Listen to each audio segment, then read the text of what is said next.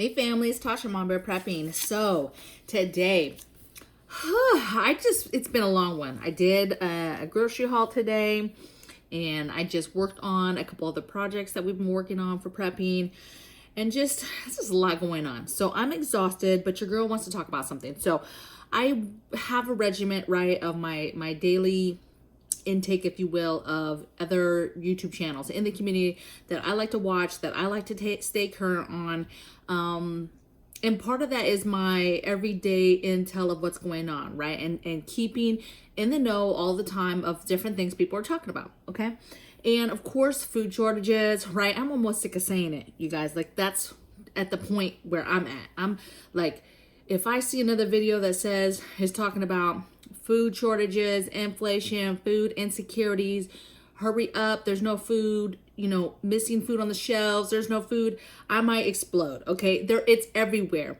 But I saw a video today on Alaska Prepper channel, okay? And he was talking, I wrote it down, okay? And I replied to him on there and I said, man, I love this and I'm gonna do a video reply to it, okay? It was a very good video. I'm gonna link it, a copy of it in the description. But I really appreciated it because it was a very concise picture, very methodically and smart description of what is happening and why it's happening. And I think everybody is capturing that. Some people are capturing all of it, but I thought it was just a very smart way of capturing it, okay? And so, of course, I'm going to talk about some stuff and then I'm going to tell you kind of some tips and some things that you can do to work on to get ahead of what we're doing. So what I loved about the video, first of all, is that he spoke very quickly about all the things that are contributing to, this situation with food and how almost that it's not even very serious yet, but that it's like, we as a community who are used to following things and seeing things have been seeing this stuff, okay? And all of these things we've talked about are the reasons that are leading to problems with our food, okay? And is going to lead to food insecurities. People are going to starve. People are not going to be able to get food. And yes, people are sick of hearing it. However, hello, like, you need food. And his topic, let me tell you what his title of his video was. It was "Food is an afterthought until there is none. Then it's everything." And it's true. We have a huge part of our, society that eats out. They work hard, whether they have a job or not, right? But they eat out in some capacity, okay? I'm not talking about like, you're not, you're eating out all the time, fast food. I'm not really talking about, I am talking about that, but I'm talking about your everyday people who do not cook, whether they don't know how to or they don't have time to, right? They're working jobs and it's just easier to order food. And you have people who order, whether they order fast food, restaurant food, go get the food, don't go get the food, have it delivered. Whether it's, send the food in a box and then with a card that tells me how to cook it, and it's some sort of food delivery like that. I mean, we are very food dependent on other people. A lot of people are dependent on other people to get their food. That's not even counting people that are sick, you guys, that are dependent on people bringing them food. People that are super duper overweight and cannot move and are dependent on people bringing them food, okay? I'm talking about the whole gambit, okay? There is a huge piece of society that is going to be hurting. And it don't mean shit. Food doesn't mean shit until you don't have it. And then you realize, damn, those people don't have food, okay? And if you take something very simple, you take something like a blackout for a week, you have people that are going to be in dire straits. And then now you're talking about, this is a slow crawl with all these things. I mean, look at this. You've got snowstorms, right? So weather patterns are changing and messing up crops. You have hurricanes, tornadoes. We have droughts happening right now. We have fires happening right now. We have flooding all over the country happening right now. We have the supply demand problem, right? Issue. Not enough people to move food, grow food. And it's not just us, you guys. It's not just the United States. This is the world. The world is having a global famine. The world is about to be hurting like bad. And what's crazy is if I hear another person, again, too, I might snap if I see another comment or a person, not necessarily on my stuff. I've been blessed so far with my subscribers and the people that comment on my videos, but I have seen some comments on some other videos. I might just snap when I hear another person like, you're talking, this is fear porn, there's no food shortages, what are you talking about? Like, they just do not see it, okay? And I'm not even saying that it's here yet. I'm saying that we're talking about it, we are blowing it up because we are seeing it develop, okay? When it happens, baby, you're not even gonna have to worry about nobody listening to you no more. I'm just gonna sit back like, I know, right? This is crazy. Tasha, you were talking about, I know, right? This is crazy. Because I'm not even gonna care at that point. Because it's wild, okay? So let's talk about what I see for the future though, okay? And some of you might be seeing some of this stuff already. And that's rationing of food in some capacity. I'm talking about the subtle things. I'm talking about, hey, only one product per person, okay? Or only two, limit of two, right? So you're gonna start seeing limits on stuff in stores. Some stores are already seeing that. I think that that is gonna get into high gear because you couple it with the shortages and the overall circle of our food, coupled with, you know, the possibilities of lockdowns, happening this fall, okay? And so now that turns into a huge ugly situation. So I think you're going to start seeing those signs sooner than later. So limiting food, okay? On the bad scale, like that's the minimal stuff. On the other end, you have it going bad where it's like actually so bad that we get to a point where there's rationing cards. Like, hey, for your family, you have a food card, or you just have some sort of card, and every time you're buying something from a store, it has to get marked down on that card. And then to buy from somewhere else, you know, you have to show. That's like what would happen if we're like, it's bad. There's no more food coming in. There's not enough. It's going to get to a point where there's too many people for the amount of food that's being produced. And ugly things happen when that happens, okay? So what can you do now to get ahead of lockdowns, to get ahead of long-term food insecurities, right? It's no different than what everybody's been saying already, right? Stack your food, stack your food, stack your food, right? I would say that water is probably double this topic, right? Nobody talks about the importance of water until we don't have any, and then you'll be dead. Okay, 3 days, you know, water, you're gonna be dead. When Alaska Prepper, when he talked about this topic, or I saw the topic at first, I thought about that show Alone, where, and Naked and Afraid and stuff, where these contestants, they have to basically go in the woods and they have to find their own food. And if they don't, their bodies literally start to shut down, where they literally cannot do anything, cannot go any further, and therefore they get removed from the show because it's so dangerous for them because they're not getting food. And the show is, for Naked and Afraid, it's just long enough. It's at the 3-week threshold for, you know, a person's body, humanly possible to, how long can you go? About 3 weeks without food, okay? And their bodies are literally shutting down, okay? So super important. So this is the stuff that you can do. Keep stacking, keep stacking, keep stacking. Did I have a bug, you guys? Oh, I thought it was a gnat. You see me? Ugh. Anyway, this is what I'm getting ahead of myself, is get ahead of all the fresh stuff. That's one of the first things that's going to go, your fresh produce, your fruits, your vegetables.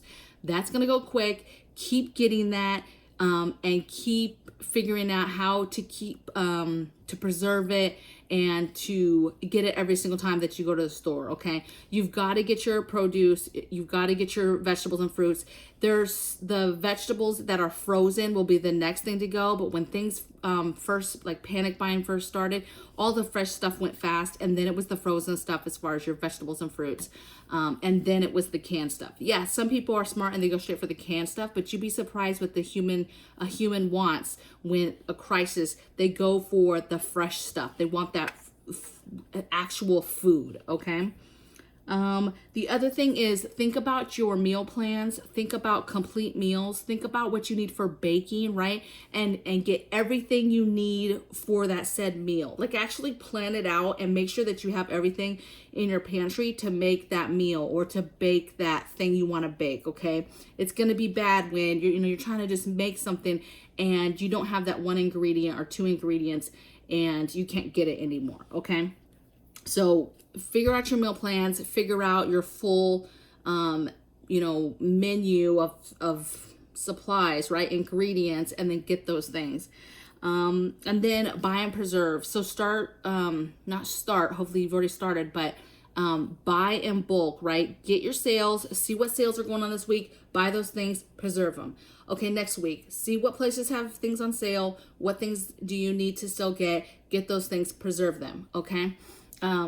If you get to a place where you are buying and preserving right away, then it's less to worry about. If like the grid goes down or stuff goes crazy outside, you don't necessarily have to worry about stuff going bad right away, okay? Because you've already gone a step further to preserve it, okay? This is really dependent on if we get to a point where there's no power, okay? And now you might have a bunch of stuff that you were gonna vac seal, or you might have a bunch of stuff that you were going to dehydrate or can or whatever, and then now you find yourself, you don't have the time to do it, the lights are out, and it just becomes a problem, and now you've got food that's lost, okay? And then what I like to do as well is I like to get a list of like my must-have, I don't know what I want to call this. It's like my must-haves list of stuff I'm gonna buy every single time I go to the store, right? So every single time I go to the store, I'm buying certain things every single time, no matter what, okay? No matter how much we have here, I'm getting it every time. And a lot of this, you guys, is our everyday type stuff, but I'm getting it most of the time, even when I know I have some, and I'm constantly having a backup. And if you do that on a regular basis, before you know it, you have like kind of a built up of that item already. So for me, for example, would be coffee, right? Every single time I'm getting coffee. Every single time I'm getting milk. Every single time I'm usually getting eggs. Things that your family eats a lot of, or is typically dwindled down within a couple weeks period. I'm getting those things every time I go to the store, okay? If you're just beginning prepping, you've got your list of foods. So that could be, hey, you get some prepping items every single time you go to the store. Now for me, I'm always thinking prepping. So every time I go to the store, I have bought in something that's for the preps. And then I get home and my family knows, we separate it. They know what needs to go in the different areas for prepping and what is kind of going in my normal rotation, like directly into the kitchen. Because oftentimes it's not, it's going to preps. Same way, if you only buy 1 can or 2 cans extra of something, you do that every single time you go to the store. Like, hey, every time I go to the store, I'm going to get a can of green beans and a can of meat and some sort of carb in a can, right? Or every time I go, I'm gonna for this month, every time I go, I'm gonna get a bag of rice. You can make up what it is you're trying to do, but get in the mindset that every single time you go to the store, you're thinking about prepping, and that there's certain things that you're gonna get every single time that you go to the store. Water, without a doubt. Most of our water is containers. We have the Berkey behind me. But your girl still gets the gallon bottles of water and cases of water that we drink as well. It's one of those things, water. I'll never stop buying water or prepping water. Okay, so you'll figure out what that is. So that's what I have for my list, you guys. I just think that food, people aren't going to do people realize that food is needed to live? Yes, absolutely. But I don't think that people think about it that much or put the importance on it until you don't have it anymore. Everybody is looking at us and these videos about like, dang, will they just shut up about the food shortages and food. But then when it hits, it's going to be like, oh shit, right? And the people that have put away stuff for a while are going to be like, oh, okay, whew, breathe. We can breathe, right? Not all the way, because you don't know how long stuff's gonna last, but you can breathe. And then you have the people that were kind of on board, but kind of started putting stuff together, and they're gonna be like, oh my goodness, did we do enough? Okay. And then you're just gonna have flat out people that are just like, holy crap, we are not ready. We don't have any food. And they instantly understand how important it is. And they're instantly going to be thinking about how they can get food. And they are going to execute right away in any capacity to get that food that they need. Okay. But then you're going to have that group that does not provide for themselves right now, that is highly dependent on other people to get food. And those people are literally going to be standing there in a puddle of drama, wondering what happens next. Like, I don't even know what happens next. I don't even know where to start to get food or what to do, right? Because at that point, by the time that group of people get there, the stores are done. The stores are cleaned out. That was that last group I told you that wasn't ready, that went out and was like, oh crap, we don't have food, and went out and panic bought the food, right? This is the group that's a little bit slower with getting it, okay? And has never made food a priority. So it's gonna be bad. So it's not important until it's important. And I'm here to tell you that it's life. It's survival. So I would love to hear in the comments below what you guys think of this topic. Are you guys seeing the signs yet that we saw last year about like, hey, 1 per customer, 2 per customer, right? The limits.